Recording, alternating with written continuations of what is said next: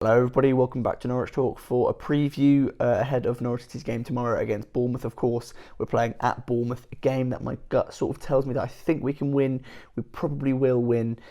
We probably won't win now I've said that, but my gut does tell me that this is a game that Norwich City can win, and for good reason I do believe. But the first thing that I do want to say quickly is that about half an hour ago the third kit was released, and I just want to say it's absolutely delightful. It's absolutely the nicest kit out of the three. It's the most original, of course, although I can't really say the petrol blue wasn't very original, but it is the nicest kit, absolutely delightful. I'd love to buy one, but I can't sort of swing the prices these days, which is I think fair enough, because sort of football shirts are horrendously overpriced, aren't they?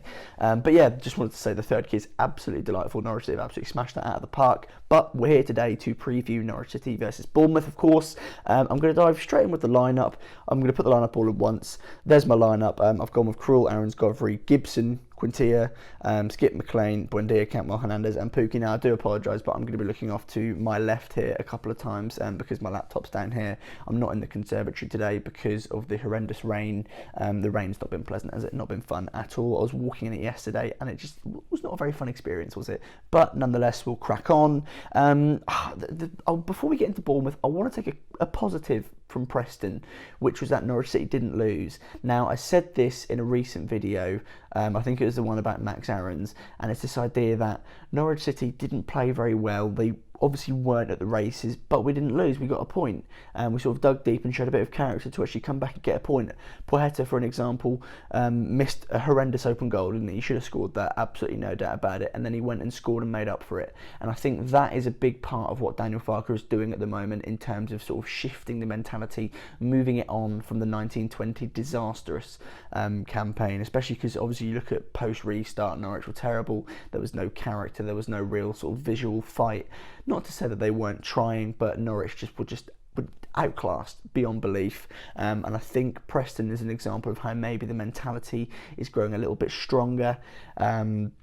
And just improving overall. So I look at Preston as a positive, to be quite honest with you, and it's also early season, so result isn't too important, but we did say going into the season that Daniel Farke needs to get off to a quick start, and 4 points from 6 from the first two isn't too bad, especially when you sort of consider how unpredictable and how unforgivable as well the Championship can be to a club. But that's the positive I'm going to take from that.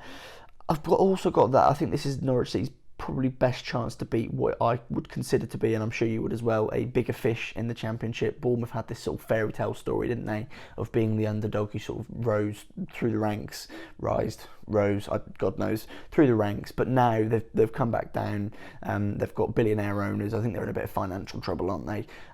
But they would definitely be considered a big fish, and I think obviously when you're in a promotion campaign, fingers crossed, hopefully, I think that's the intention, you're going to want to put these teams to bed, aren't you? And Bournemouth seem fairly vulnerable, so I think this is a great chance for Norwich to beat them. But not only that, it's a good chance for Norwich to actually perhaps play well, because I know we beat Huddersfield, but that was only a 1-0, wasn't it? And we want a nice comfortable win, and we want a few goals, maybe a clean sheet as well, to sort of really kickstart the campaign, don't we? Much easier said than done, of course, but that's sort of my theory behind why maybe Bournemouth are vulnerable there to be beaten, whatever. But if we move on to the lineup quickly, I only want to talk about two things really. One is my inclusion of Ben Gibson, and two is Todd Cantwell in the 10. Ben Gibson, why not just sort of throw him in there? Christoph Zimmerman wasn't particularly brilliant against Preston, so I think you might as well just put Ben Gibson in there. Now, I know I never really paid attention to it, but I'd read that Ben Godfrey is sort of more natural on the left of defence, but for a right-footed player, I think slotting into the right side of central defence should be quite easy. Touch wood, I think that seems fairly logical. And then Ben Gibson, of course, is left-footed, so I think he'll slot nicely into the left side of defence. And obviously Daniel Farke and Stuart Webber rate him very highly because there is potential for him to be an £8 million transfer, which is unheard of money for Norwich City these days, isn't it? So I think we'll probably see him involved in some capacity, maybe not a start, because Daniel Farke doesn't sort of like to throw players in the deep end unless it's a player I'm going to mention, of course, a little bit later on. But I think we should see Ben Gibson start. Now, my other thing that I wanted to point out, the only reason I'm pointing two things out is because the lineup's basically not changed from the last game. It's just that Kieran Dowell's now obviously injured, which is a massive shame. We won't see him in 2020. yeah, it's just Norwich's injury luck, isn't it? It's absolutely ridiculous, but there isn't that much you can sort of do about it at this point. You've just sort of got to roll with the punches, haven't you? But I've gone with Cantwell in the 10 as opposed to Stiepermann. I love Marco Stiepermann, but I think he's fresh back from injury, so I think it's more likely to see Todd Cantwell in the 10. And I know that'll please some fans as well, because there's always been that sort of call for him to play in his natural 10 despite his success coming from the left. But I think we'll often see that sort of interchangeable system between Cantwell, Buendia, and maybe Hernandez, although Hernandez likes to sort of drift wide, doesn't he, because that's sort of his bread and butter. But I think we'll see that interchangeable system where Buendia will drift inside, Cantwell will sort of take up the right, and they sort of go back and forth, which I think is good.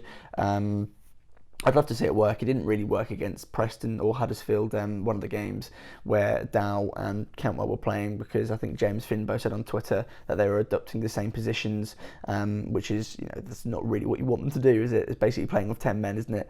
But I've gone with Cantwell in the 10. He's got bags of, pardon me, he's got bags of ability. We know that. We can sort of take that for granted, can't we? Todd Cantwell has a lot of ability, and it's just about him to sort of use it. I don't know how to phrase it then. He's just got to use it. He's sort of got to direct maybe a slight turn of the head to Norwich City. Earn yourself a move, whatever, but I want to see him play well for Norwich before he leaves the club at some point.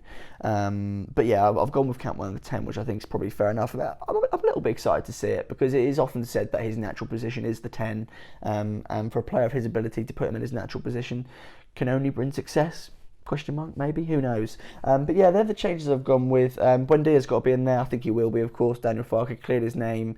I had him in my last lineup, and then after, because I had to make that video before the press conference, which is annoying because I don't like making them before, but I had to for timings, of course, because I was busy. Buendia has to go in there. He couldn't play last game. Fair enough, whatever. We'll see him Sunday, I'm sure of it. And I think he'll rip Bournemouth to shreds, hopefully. That's sort of what he does. Pookie up front, of course. Yeah, cool. That's my lineup. I'm sure it looks pretty decent, pretty juicy, to be fair.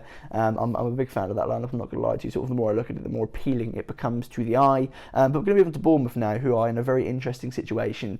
They lost Eddie Howe, of course, and they hired Jason Tindall, which I thought was utterly bizarre. One, because he's part of Eddie Howe's staff. He's part of that staff that left the club, and two, because sort of going for your assistant manager immediately as a first team choice, it begs two questions. One, sort of what are you thinking, really? And two, it doesn't really seem sort of like an instinct move. It seems like something maybe that's quite a bit of thinking, which then begs the question, how long is this being thought about? How long has this been thought about, sorry? As you can tell, I'm sort of struggling to come to terms with thoughts in regards to Jason Tindall becoming the manager of Bournemouth. I don't know. I don't get this one at all. It could work out brilliantly. It could be a stroke of genius, but also it could just be quite a weird one that doesn't work at all. But he knows the club, to be fair to him. Obviously, he's been there for a while with Eddie Howe. So the one thing that he won't have to do, which another manager that would have come from the outside would have to have done, would have been to get used to the club. He's not got to do that. He's used to the team. The players will know him, of course. The players that are left, of course, we'll get onto that in a second. But I do find it utterly bizarre. If you're a Bournemouth fan and watching this, I'm very keen to know your thoughts on what you think of Jason Tindall. I find it weird. I don't mean to be patronising. Sometimes I do that, but I do just find it weird and sort of bizarre to go from Eddie Howe to his assistant. But yeah, I think Eddie Howe sort of leaving the club was right, because I don't want to call him a fraud, but the fairy tale for him was over, because he went from this sort of underdog to having a lot of money, spending like 13 million on a player like Jordan Ibe, 20 million on Dominic Solanke, and when you do that, it's not going to work out for you, is it? And the vultures, as I'm about to get on to, have picked at the carcass of Bournemouth, that lie on the floor. It's ironic, really. I should have said magpies, because I think Newcastle have taken 2-3 of their players, which is just bizarre. But they're decent players as well, of course, but we'll get onto that now. So then players that have actually left, I've got the likes of Harry Wilson, who went back to Liverpool. You've got Nathan Ake, who went to Manchester City. You've got Aaron Ramsdale, went to Sheffield United. Jordan Ibe. I've only put Jordan Ibe there just because he costs quite a lot, as opposed to sort of being a good player, because I don't think he really did much for Bournemouth. But it's just that I think at the time he was a record signing. He's gone to Derby. You've got Ryan Fraser, who's gone to Newcastle. Simon Francis, and I've got him there because I think he'd been at Bournemouth for quite some time, so it's the sign of a sort of change. Same with Charlie Daniels, he'd been there for a while. It's a sign of change at Bournemouth at the moment, isn't it? think they've both been released as opposed to actually being bought, but there are some key names there for Bournemouth. Callum Wilson, I'm not sure if I said that, I probably said that twice, but he's gone to Newcastle as well. Massive, really important players to Bournemouth. If you look at Ryan Fraser especially, he was so good for them, and they've not really replaced them from the way it looks. I've used Transfer Market to actually look at their incoming transfers, and they've signed one player above League One. Now, as a Norwich City fan, I know better than a lot of football fans that signing players from lower leagues is brilliant, works, a treat, but a club like Bournemouth with their finances, you'd think they'd maybe stretch the purse a little bit more, stretch the purses. I just make sayings up at this point, don't I?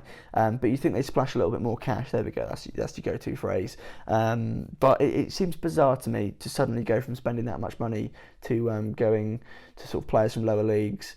And now I say that out loud, I think it sounds a bit ridiculous, doesn't it? Because that's literally what Norwich did. But again, it might work for Bournemouth, might not work for them. I don't think they really have a system in place to sort of prove that it will work. I think it's a bit of a gamble, but at the same time, I do think it is because they have sort of financial difficulties to worry about at the moment. But yeah, they're my thoughts out of Bournemouth. I think they're vulnerable. You look at their team, it's been stripped to its bare bones, really, hasn't it? I think they've got Begovic back as their number one now. He was out on loan at AC Milan or something bizarre like that. But Bournemouth are definitely there to be beaten. Ahead of the season, I didn't really think they'd challenge because I did sort of envision, again with the words, man, Jesus. I did sort of see their team being picked apart because, one, you look at sort of the manager turnover and that will unsettle a lot of players. And there are a lot of Premier League quality players in there. Harry Wilson, Nathan Ake, Aaron Ramsdale, arguably, Ryan Fraser, Callum Wilson. These are all players who should be playing in the Premier League.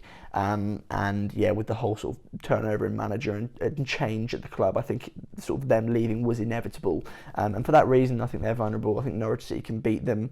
In terms of a play style for Bournemouth, I don't know what their sort of style is. I don't think Bournemouth fans will know because the new manager has obviously just come in.